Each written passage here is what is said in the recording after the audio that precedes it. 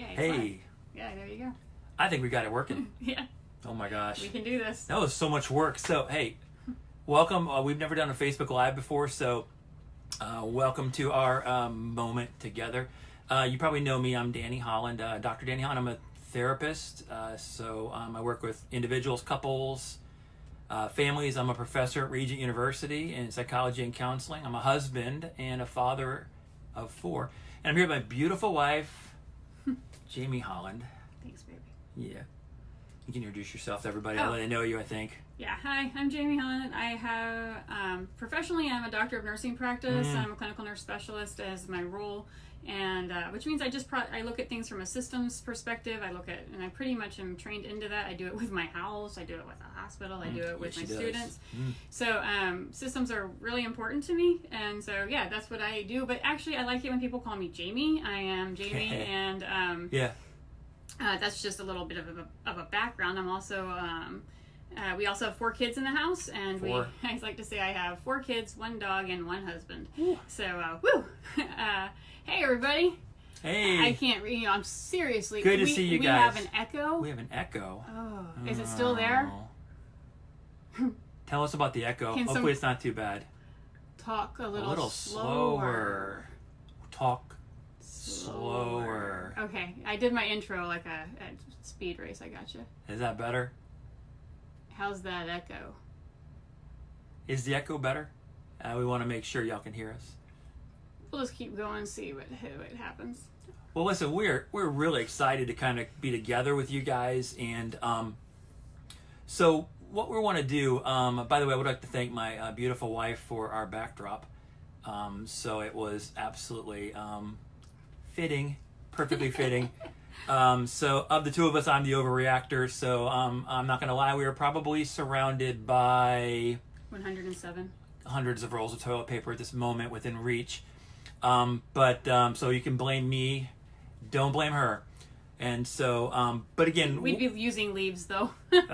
we would use anything. I tell you what, I thought we already brought up 6 people. Hey, do you have to? I couldn't read it. Sorry, apparently I need glasses. I'm like squinting to see. We can't read on the phone. We can't read that. Did we mention this is our first one? So, okay, this is our first one. It is brought to you by Black Rifle Coffee, by the way.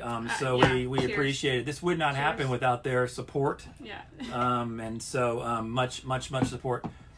But again, we really are excited about a chance to kind of come together with you guys.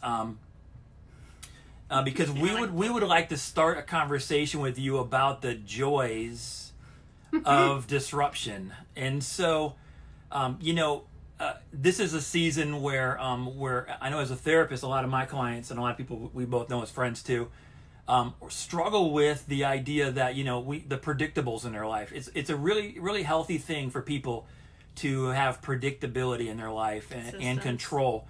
Those 2 things are critical to mental health well-being, I know. And so for us though, we know a lot of people, clients that I see and others that really really struggle with that dynamic. And so what we want to do is try to create a conversation with you guys about how to thrive in that disruption. So we want to talk about some tips, things we do, things you can do, some different things as families, as couples, to be able to do that a little bit. So I'm glad you could fix that, Melinda. It's great to see you, Auntie.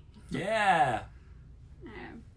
Yeah, so one of the big things that I think that we wanted to chat about is the fact that we kind of approached this when it hit at first, like this whole whatever we're doing, quarantining, isolation, all of the things that we're talking about and really should be responsible in doing. We want to be responsible in doing them, but how do we do it? And then a lot of times I feel like in our community we were talking a lot about, we were treating it like a hurricane. He keeps pointing to something. I'm getting there. You're treating it like a hurricane versus, and like something that's only going to happen for a minute. And honestly, this has a bigger projection on it. So, and we really have to treat it more like a winter than a blizzard, and so that was one of the big things. I think I was chatting with my brother, and that was what he actually presented that, and I was like, that's really a good way of looking at it. Not just, hey, we're good for we have some snacks because I think I ate all of my snacks in the first day. Yeah. Like, yeah, we have snacks. They're gone. They're gone. Exactly. That's not going to be sustaining. But there's a new level of systems that have to be put into place. Yeah, and exactly.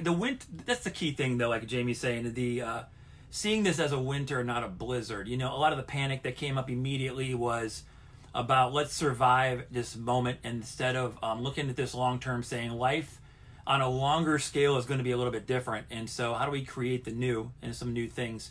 But I remember, Jamie, when I was learning to swim, I remember thinking if I could just hold my breath, I'd be okay. And then it was very freeing for me to figure out that I could actually swim, and during my stroke breathe. I realized I could stay in the water all day if I did that. And I think a lot of us in our culture, our community right now, are trying to hold their breath. Hey, sis. And hope this gets better, and I don't think that's the case for a lot of people. I think we need to realize, we hear 15 days, 14 days, and we think, ooh, that's how long, and we hold on to hope in the time frame.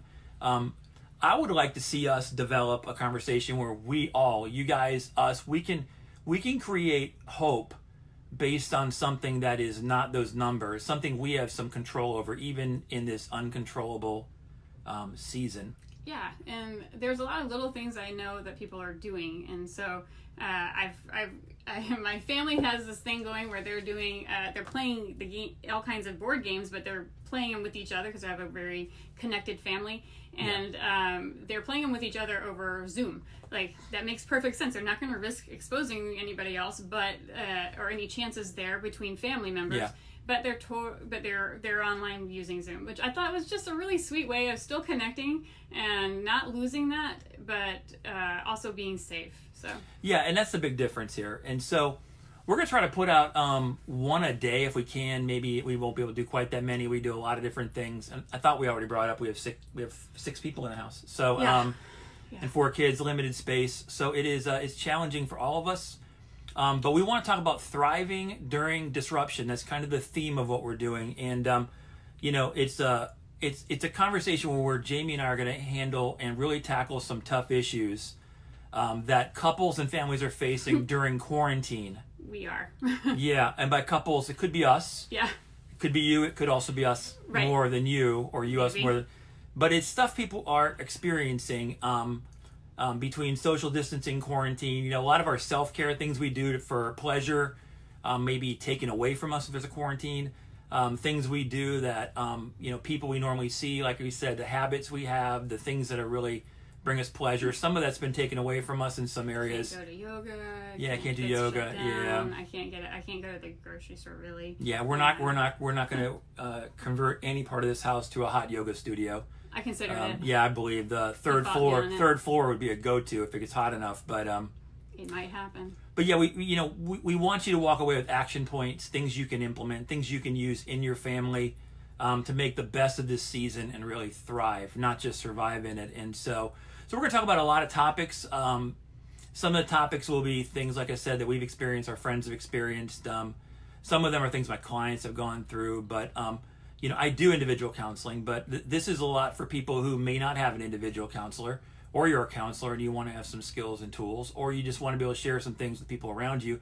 We want to be able to be a resource and do those things. Yeah, so like if you have something that is going on, go ahead and just give it. We don't have to call you out by name if you don't want to, but it's probably, it's been interesting to me to see the things that we've struggled with. We know the right answers, and we still have to realign to what the right structure is, and how difficult that has been to do that. And we've only been home for about a week. Yeah. So 6 days was enough for us to figure that out. I'm sure some of you have too. Yeah. And but Jamie's right. It's the system that we have that gets tested during this. It's not the content.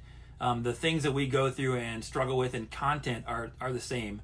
Right. We all have things, but how do we do that? And so developing that system a little bit and trying to work through that though. But again, it is we chose Facebook Live because we want interaction from you guys. And Laura, there are some really good books that are out there and resources. I'm going to share a bunch of resources with you here. Some things you can engage with your spouse with as well too. But here's some of the topics we know we're going to talk about in the coming days. We want to do them very quickly. because this is a very dynamic situation, and we want you to have tools and skills as quickly as possible. And it'll reinforce what we're going to do, and we can also go over those things ourselves too. Obviously, we're going to talk about anxiety management. I do a lot of work with anxiety. You may have seen the podcasts I've done, or the thing on CBN News, or some different things. But anxiety and worry and fear about this is a very real thing. And in fact, Washington Post said, they consider this a mental health crisis. And so I'm going to give you a bunch of skills and techniques, things you can do in order to try to do those things too. Yeah. And Laura, that's a good point. We've actually heard on numerous sources that in 10 months there will either be a lot of babies or divorces. And so we want to make sure, that we're definitely not contributing to the latter of them, and make sure we give the good skills to you guys. Yeah, no babies? No babies. No babies. No I got babies, vetoed. No babies. Her babies are beautiful. Babies. No babies. Okay. No more babies. No more babies. We have there it is. It's official. Facebook 6 Live. people You in share the news house. now. 6 people in the house. We're good. 6 people. That's true. Yeah, we're good. 6 people. We're talking about space now. So, So, yeah, I was just going to say a couple of things about that, too, is, we are getting information constantly. If you turn your phone on and you check your media, it used to be, I got this beautiful feed of all the other babies, and I got this beautiful feed of puppies because I like puppies. I got this feed from my friends, from my nurses that are across the country. I had friends from, that was what it was about, and it was more about that, or some funny meme that would just make me really, give me a good laugh. And now I open it and it's 15, 20, I can keep scrolling and it's COVID. Yeah. And it's COVID. And whether it's right, wrong, I'm indifferent. Yeah. It's not where I get my sources from. It's not where I go to. It's not I don't go to Facebook for information about COVID. So it's pretty frustrating. So yet I have posted a few things, so I kind of see how it's happening. But I really have learned in this week that I really need to practice social media hygiene. She's big on hygiene. Now we moved it to social media. Yeah, you almost don't want to hit the big Facebook button sometimes on your phone. You just cringe of I'm in a pretty good place. Do I want to see what's going to pop up? That can be really complicated. And so social media hygiene, I love that. So we're going to talk about some of those topics as well too. Yeah. We're going to talk about communication between household members. How do you communicate? Management of routines. Now the kids are home. Everyone's home. Hey, Josh. Good to see you. Yeah. Hey, buddy. So we're talking about a lot of those things. How do you manage those things? The daily routines. How do you reduce anxiety with the kids? Unless you homeschool, you probably are not prepared for homeschool. And so there are some techniques. We've got a lot of friends who do that very well. We're going to kind of talk through some of the things you can do in order to keep some order and management in the house as well too. Again, we want to walk you through some skills, techniques, and we want to hear from other topics from you too. But those are some of the things we've been talking about. We talk about creating the new. Like I said, we're in a new situation, like Jamie put it, winter, not blizzard. So how do you create a new? Looking at some of those things, we're going to pull from tips we know to be able to look at how we can do that as well too. And again, looking at some different tips at how we can reduce some risk as well too. Darla, good to see you on here. Darla is an outstanding mental health professional and our neighbor. So while home, she's a great resource. But we're gonna talk about he's home all day, she's home all day. Now what? More than likely, if you have a significant other, you have a pretty good rhythm to your day. You know when to have space. You know where the space is. Now what do you do when that's all been disrupted?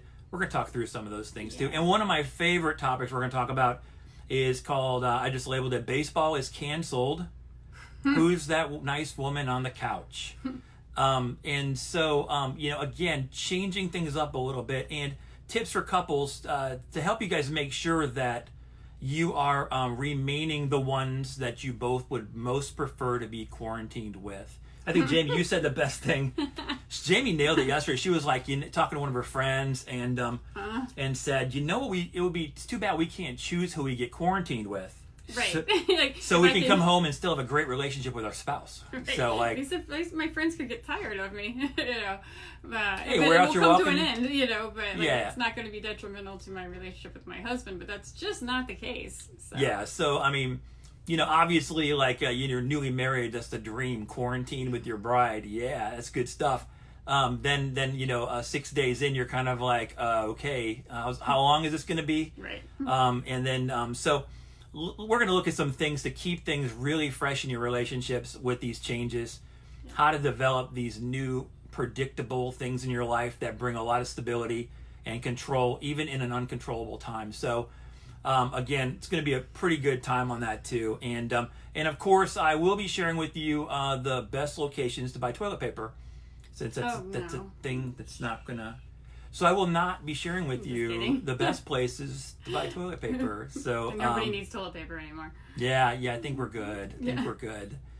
Just message me if you need any. I'll let you know.